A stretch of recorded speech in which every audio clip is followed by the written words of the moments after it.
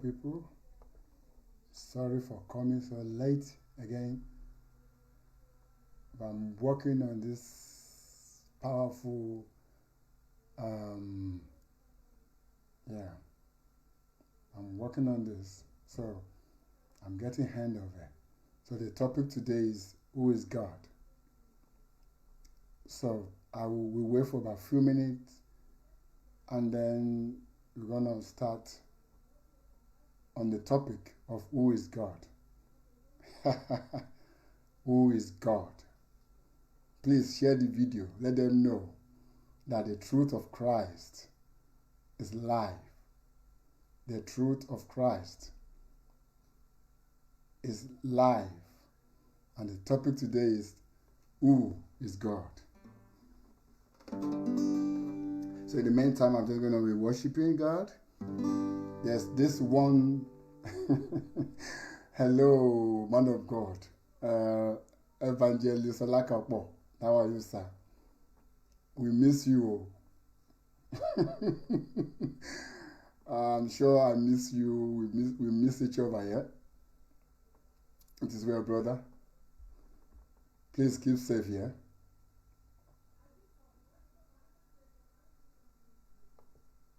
Okay, so in the meantime, we're just going to enjoy the music together.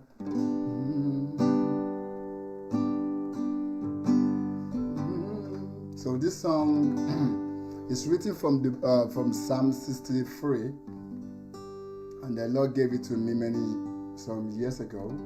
So I wrote it, Psalm 63, 1 to 2. I don't know. So if you're a musician, you like it, go ahead, use it. There's no copyright in God's stuff, yeah? Oh Lord, you are my God. Early in the morning, I seek your face.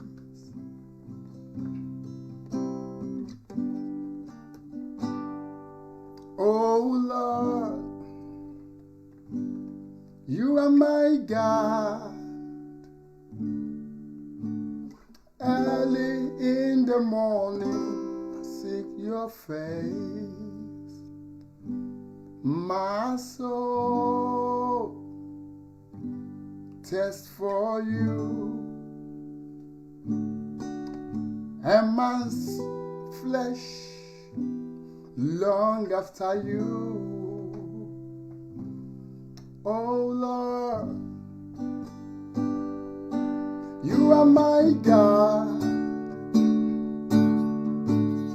Early in the morning, I seek your face. My soul thirsts for you, and my flesh, they long after you, to see your power and your glory, like in the days of old. I see you now, to see your power and your glory, like in the days of old. I see you now, see you now, I see you now, oh God, like in the days of old. I see you now, oh, oh, oh, I see you now, oh God, I see you now, like in the days of old. I see you now, oh Lord, you are my God. Early in the morning, I seek your face. Oh Lord, oh God, oh Lord, you are my God. Early in the morning, I see your face. I want to see your power, Lord Jesus. Like it was in the days of old. We want to see you, Lord. God bless you. So that song was given to me, I was just reading Psalm 63, and it just came to my mind, and that was a long time ago. So if you are a musician, you like it, you want to add it to your stuff, please go ahead. There's no copyright in it, so you can go ahead and just enjoy it. Yeah, there's no copyright. But I just feel it's a kind of a song for this time. Don't worry, you're going to see me. So the topic today ahead of us is, who is God? I want to say thank you to all the people that are joining already. Please share the video, and then you're going to see me very soon. Yeah, you're going to see my face. Very soon. Okay, let's go. Yeah. Let me get this one up. So, today, who is God? Thank you, Jesus. I'm sure you finally see, probably very, very soon you see my face. Okay.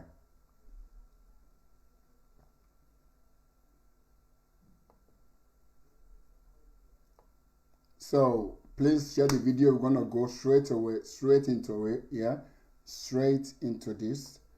Please let me share the video. I'm sure you can see my face finally. This is me. Ha ha ha. Okay, everybody. Thank you for joining me. So today the topic before us today is, who is God? Why am I talking about who is God?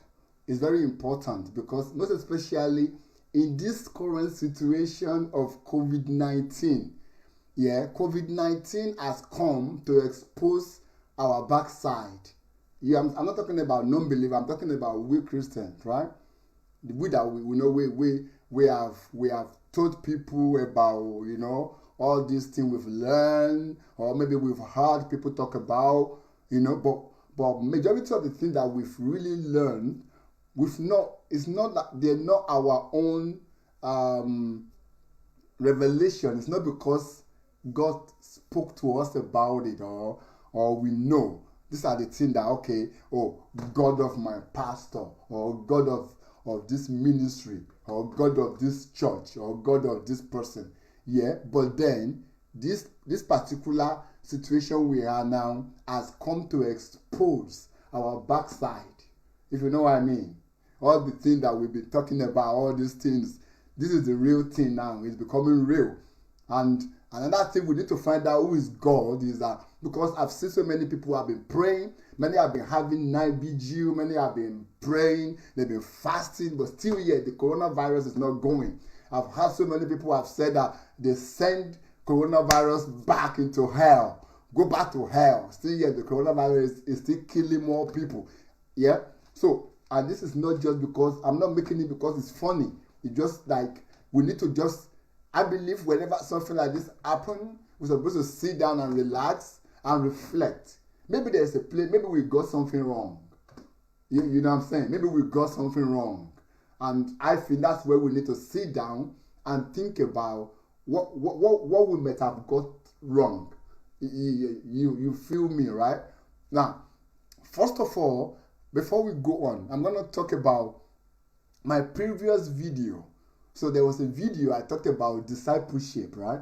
And I said, I didn't even know that coronavirus was going to come up. I said, if we don't disciple the people God has put under you. And I remember I quoted from the fact that Jesus Christ, he found ordinary fishermen, people that were not learned, And in 3.5 years, he turned them to a disciple that they were not afraid to die anymore for anything. They were ready to go. They were not afraid to die anymore within 3.5 years. And I said, if you have been in a ministry in a church, for almost 10 years, 5 years, 6 years, and you have not been discipled enough to the level whereby you can stand and you are not afraid of death anymore. You can boldly go and preach the gospel. If you have not been trained all this while, you've been going to church just filling the chairs, feeling cool as an usher, as a choir, feeling great. Right? I remember I said it in the video. I said, what if there is a persecution, that will not allow us to go to church? I said it in the video. I said, what if there is persecution that will not allow us to go to church? I said, have you trained your 500, your 100 members, your 200 members? Did you train them enough to be able to stand on their own? If you remember, maybe you didn't watch the video. You can look at it somewhere on my channel. I put that video. And then the video, I did another video which I titled The Disabled Church. So I'm going to come back to disabled church later on, So the reason why I'm doing this here is simply to see that, from where I come from a country in Nigeria. And the particular part where I come from, there is a proverb they say now, the wind has blown, and now the backside of the chicken or the hen is exposed. So what they're saying is that the wind that blew actually exposed the backside of the chicken, so or the hen or the cock or whatever. So what I'm saying is the coronavirus, like that wind that has blown, to expose our weaknesses, to expose that it's either we don't have God or really we have God. Because we prayed about it. The word, all these different churches, every one of us will be praying. People have sent coronavirus to hell. People have killed the coronavirus. People have killed the grandfather of coronavirus. And still yet coronavirus is still going. So therefore, what is going on? But we'll come back into that. So the topic I had is who is God? Who is God? Now, this is one of the questions that we should have asked ourselves long time. Or most especially Christians that are coming to church should have asked this question. Ask your pastor, who is God? But sometimes when we ask this question, it looks like maybe we're mocking God or we're mocking whether there's God. No, we just want to know who is God. Because if we don't define who God is, I can call this cup right now a God. I can say this is my God. Why? Because we don't have any definition of who God should be. So that's why I want us to look into this video together and ask ourselves, who is God?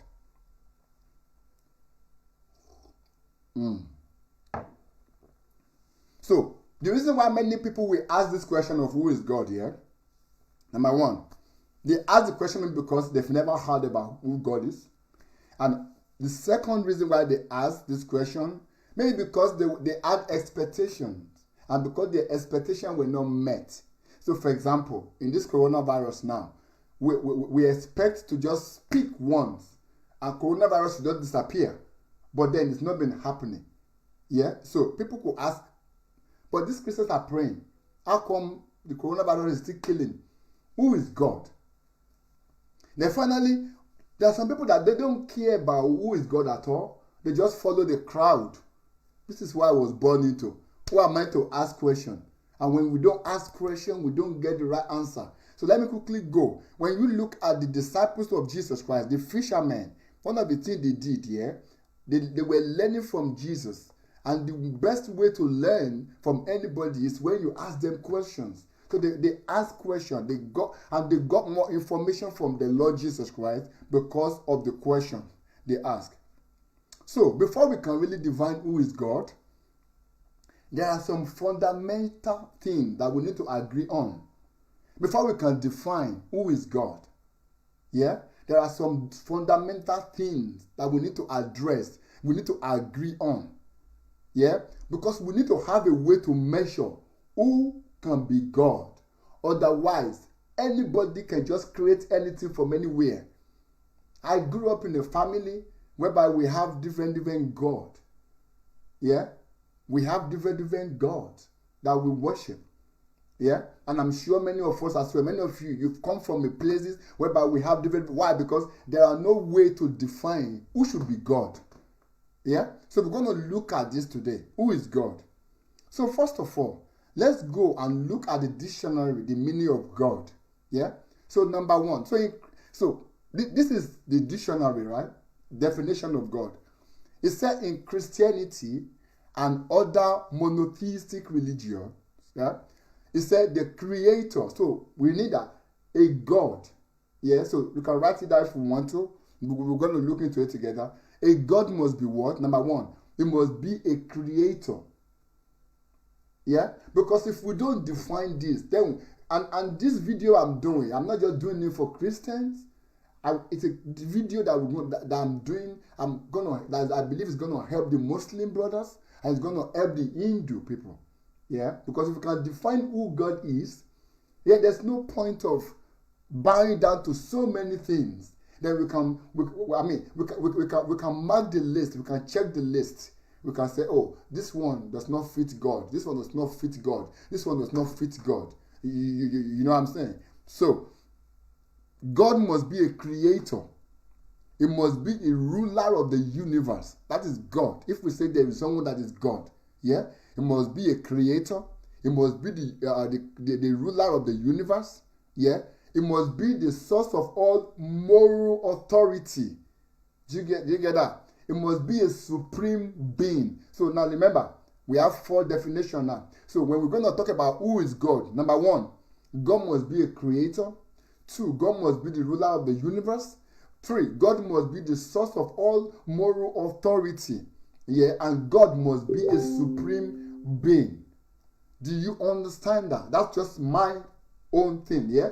God must be this, okay? Then, in certain other religion, yeah, this is the definition of God. They believe God must be a superhuman being. Do you get that? So, this is another one now. So, the other religion, they believe that God must be what? Superhuman being. It must be a spirit worshipped. A spirit that is worthy of a worship. Yeah? And God must have power over nature. And God must be a deity. Yeah? So these are the definition. And from all different religions. So I'm going over it again. God must be a creator. God must be the ruler of the universe. God must be source of all moral authority, the supreme being. A superhuman being. Yeah? Spirit worshipped as having power over nature, over human fortune. Right? A deity. So this must be the definition of who God is. You say, I'm not reading this from the Bible, so therefore they will not say, oh, this is just from the Bible. No. This is exactly from the dictionary. You can find this on the internet. Yeah? Because when we're going to define God, we need to find out, yeah, that God must meet this criteria. So let's look at the main 3 religions we have. So we have Christianity, right? We have Islam, right here. And majority of them, we have Buddha, the Buddhist. We have Hinduism that believe in Hare Krishna. Yeah.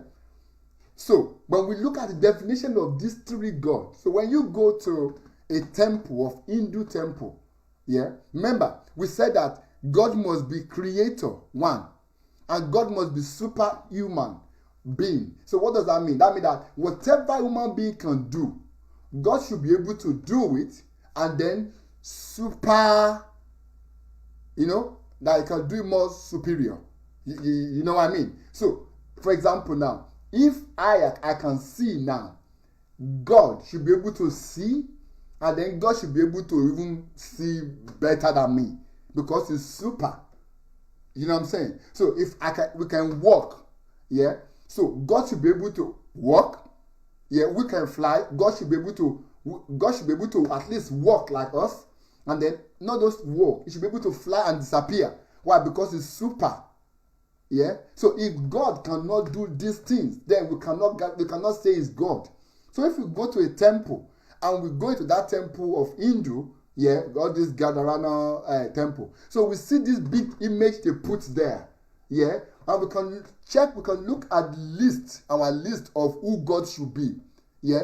If that image they put there as God is waiting for someone to carry him to that building, that means he has failed. He can't be God according to our list. You know what I'm saying? Yeah. So can he talk? He can't talk. So if he cannot talk, he has failed. He can't be God. And I'm saying this. I'm not quoting Bible. I'm saying this for those my Hindu brothers and sisters to just use a bit of their brain, yeah, to follow me this time around, yeah. Now this is what we are looking at. The list of God, according to our dictionary, yeah, God should be superhuman. So we cannot be carrying God to a building. So if you or you go to a building and you see this big image sitting down there, he can't talk. He's been folding his leg for 1,000 years. He can't even stretch his leg. So that cannot be. It does not meet the criteria to become God. So we know that Gadarana or whatever temple there is no God in that place. That is an idol. So we can close that chapter. And let's look at the other two, the Islam. Now, if the Bible said, not the Bible. Our definition of who God says, yeah. It said it must be what? The supreme being, one. It must be a creator. It must be a ruler of the universe and source of all moral authority. So that means God must be everywhere. Yeah? That means it must be everywhere. If He creates the whole thing, if He's the creator, it must be everywhere. So, when we begin to pray to God, and we have to focus and pray and face a location, like in the, we have to face Mecca or whatever, yeah, that means we are confused, because if we say God is everywhere, and if we say God is the creator, we should be able to just call Him. Why facing anywhere? So if we have to face a particular place, then we can look into Judaism, and we can look into Islam and see that these guys, are they actually serving God? Because the definition of the God they are serving does not meet the criteria what we have. The criteria say God must be everywhere. So if God is everywhere, why do we need to face a certain place? You understand? To now begin to before we can worship Him. Okay? So I saw a little clip today. Yeah? Here is a Jewish person and an Islamic person. So, pardon me. So the two of them want to pray concerning COVID. Yeah? 19. You remember? The Jewish person had to focus and face Jerusalem. While the Islamic person had to focus and try to look for where Mecca is. You see? And in my head, what came to my mind is, you see, one is facing that way, one is facing that way. And God could just be in their middle. But they backed Him. They were facing something. Because God is everywhere. So therefore, in that instant, the God they are introducing to us, it cannot be God. Because God's supposed to be everywhere. Yeah, and He should be everywhere. We should be able to access Him, everything, every time. You understand? So we know. That's why my Muslim brothers should just think about this and make up your mind whether you still want to continue to worship the moon or the sun or the stars. You know what I mean? Okay. Pardon me. So another reason why we need to think about who is God is this. You know, in this country, in Britain, over in the 1st century, yeah, there was no Christianity here. You understand? There was no Christianity. Up to the 10th century, even though in 10th century Christianity were coming up, but it's not as, yeah, they were more of like a minority, yeah, in this country, yeah. And who brought it? It was the traders in from the east. that they came here where they were doing trading, that they were telling the people about the story of Jesus Christ. You understand? So, and the story makes sense to them. Why? Because before, in the first century, here they were more of like a pagan worship. Yeah, they worship the god of the earth, and they worship the god of the sky. So when the king of Kent or the king of Sussex, when they heard about the story of Jesus Christ, yeah, to them it was like, wow, this makes sense. So this one, at least, is better to have one God than to have God of the sky and God of the moon. Yeah. The reason why I said that is because so many things. One day I was praying, and I was thinking about Christianity, how it came to Africa, according to the story we heard, it came from here. We thank God for that. And then the Lord, something dropped in my mind. Have you ever asked yourself how even Christianity came to the country? And that made me to go and do a bit of research, really. And that's when I realized that, okay, so they were not always Christian as well here. It was more of a pagan people, and then later they embraced, and then then it was after the 10th century that the thing began to, Christianity began to run. So if we don't define God, anything will be God. But my question now is this: now that we now know that who is God, so when you go to the book of Genesis, remember that there are some things that our dictionary has told us here. So when we go to Genesis chapter 1, it said that in the beginning God created. So then you will realize that the definition of God in the Bible, it matches our definition of who, or it fits the criteria of who God should be according to our definition here in this dictionary. It said God must be a creator. So the Bible said God created the heavens and the earth. Yeah? It must be a supreme being. It takes a supreme being to create a whole world like this. Yeah? So, and that's why we don't have to face the north to east or south when we are praying. Why? Because we know that our God is supreme, and He created all things that is everywhere. Yeah. So when you look at another definition is, we said that God is superhuman. He should be able to do what we do and more than that. Yeah. So when you look at Genesis in verse 3, Genesis chapter 1 verse 3, it says, and God said, that means He can speak.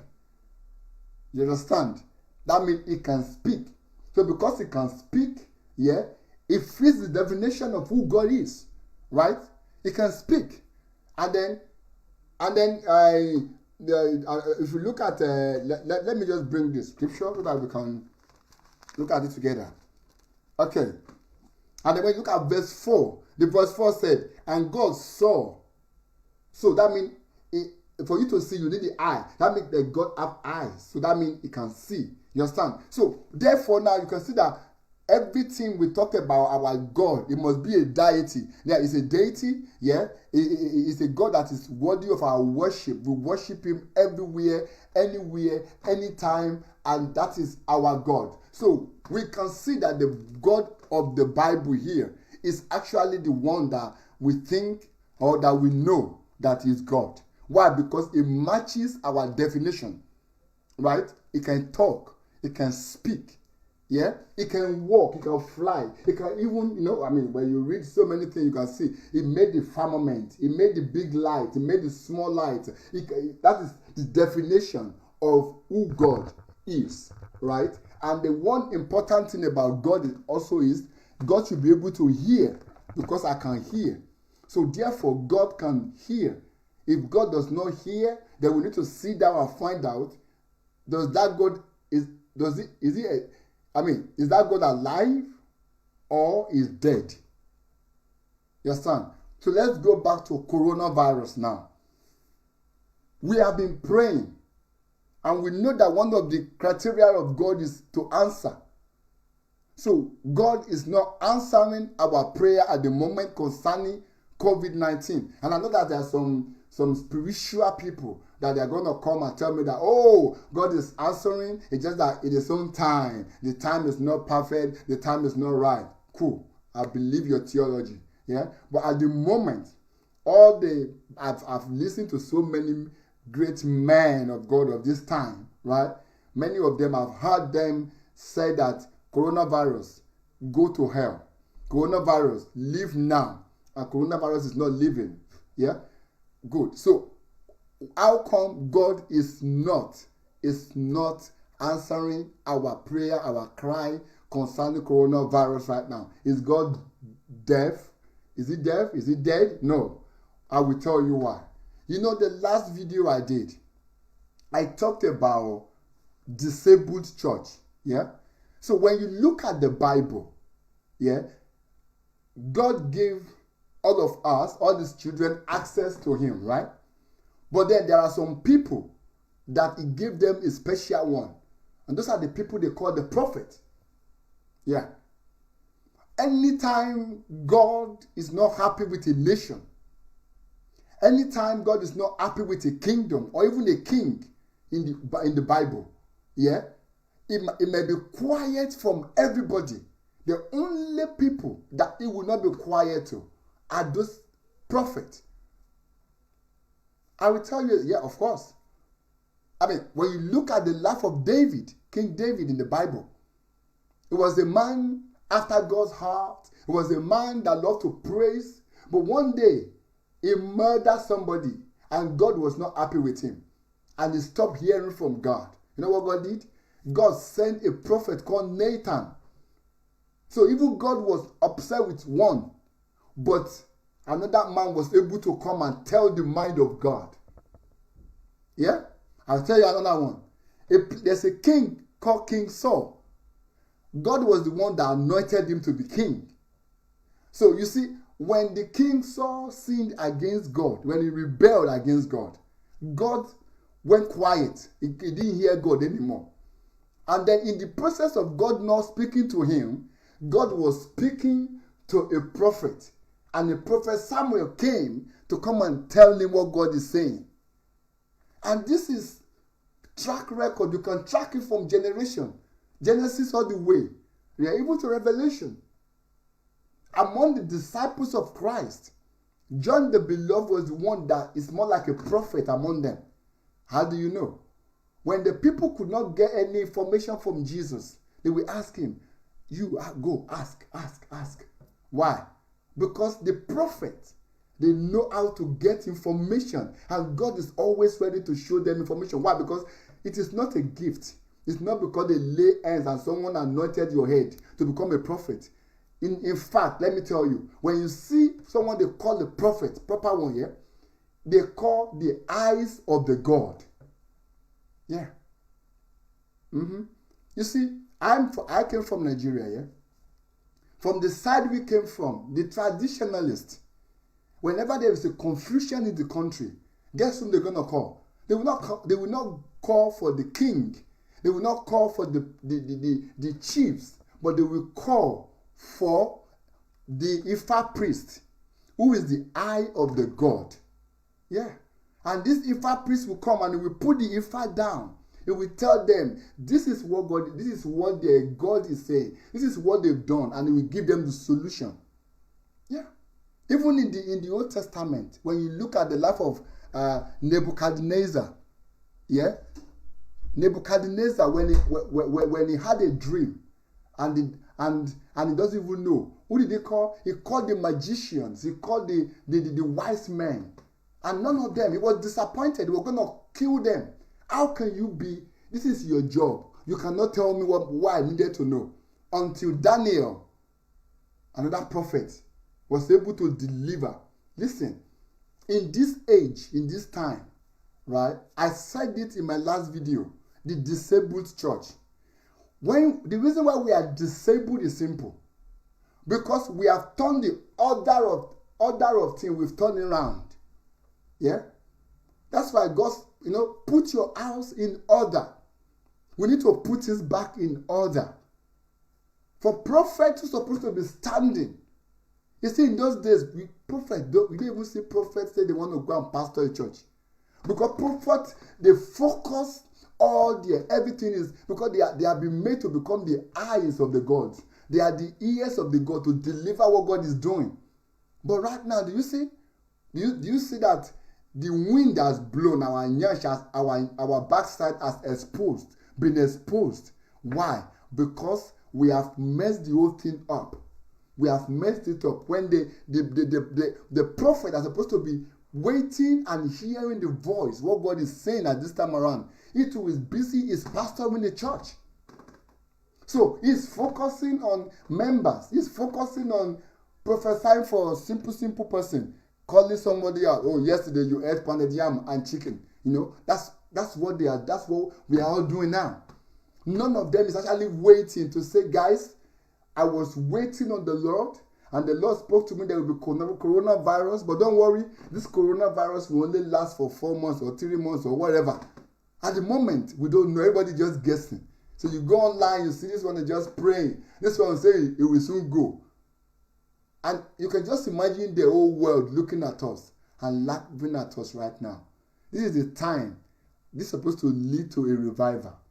But because we have turned the order of things around, maybe yesterday, a news came from one prophet who was telling everybody off that the money you give to church, you give it to God, so therefore we cannot support you.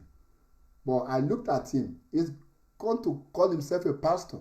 I know him very well. There were 4 brothers, and all of them, they were all blessed with prophetic gifts. They're like a prophet. They were born to be prophet. Because even one day when I saw them, I was like, wow. I said, God, how can you be this? This is not fair. How can you, these four boys in the same family, and they all prophet, they don't even need to pray because they were born with that gift. But now they're going to take that name away now. They are now pastor. You see where we got it wrong now? They are now pastoring the church. Why? Because of title and offering, I guess. You understand? We've missed it. So therefore now, it makes it look like our God, is actually dead, because the criteria of a God is the fact that he should be able to hear prayer. But now it's like we've been praying and our God is not taking away what is killing us, this virus. So what do we need to do? I think it's about time for the church to reorder your step. Let us reorder our step.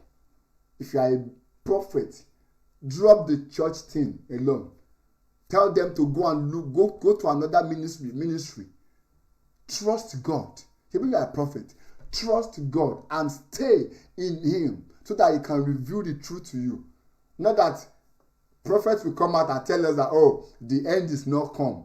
We don't need the prophet to tell us that this is not the end of the world, because the Bible already said it. So we don't need the prophet to come and tell us that.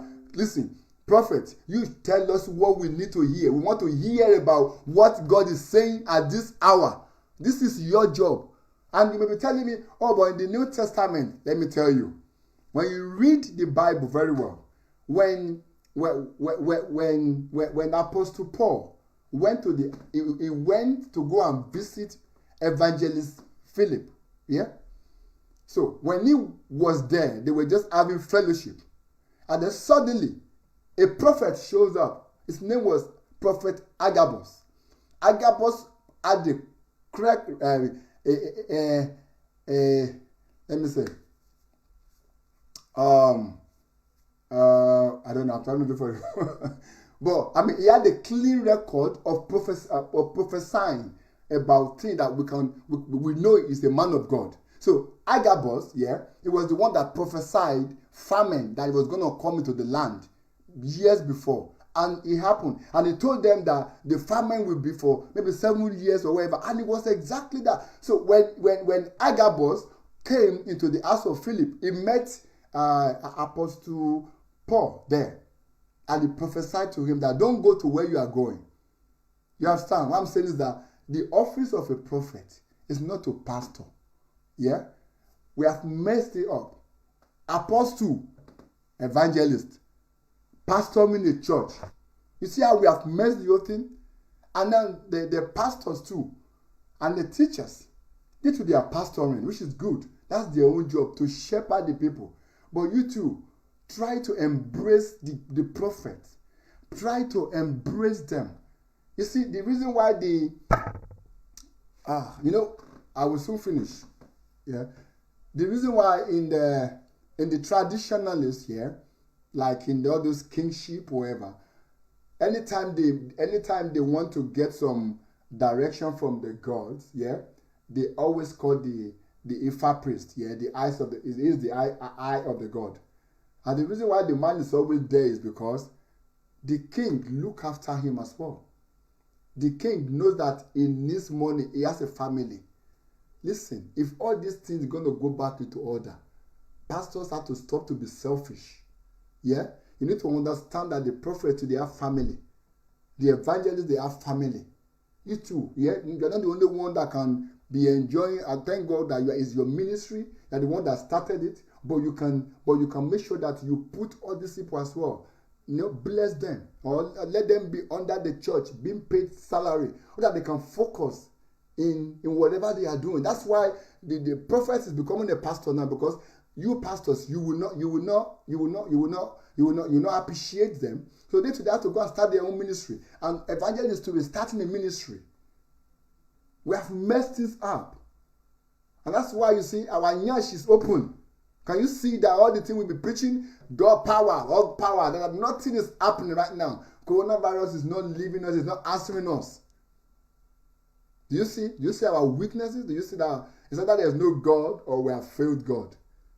Anyway, I would just like you to please, if you are watching me and you are a minister and you are into that category, please, let us get this right. Let us put our house in order. Let us go and seek for mercy. Not for the world, but for the church. It's not the world. Every time we are praying now, the world, we're telling the world to repent. It's no, we need to repent because we have messed the whole thing up. It wasn't as bad as this before, but we've messed it up because of love of money. Anyway, I'm sorry. Normally I don't talk too long like this, but I don't know, today I just feel like talking. Thank you so much. Yeah. I bless you all. I bless everybody. Thank you for watching. I hope I've not wasted your time. Please, help me share the video, and then we take you over. I don't want to continue. Maybe next week again I can continue on it if the Lord give me the permission. So love you all. Love you so much. Wow, my bro, Shamila, bro, Jesse, all of them, Cyrus Lane. I can't, so many of you. God bless you for joining, and I love you all. Take care of yourself. Bye for now. Peace in Jesus' name.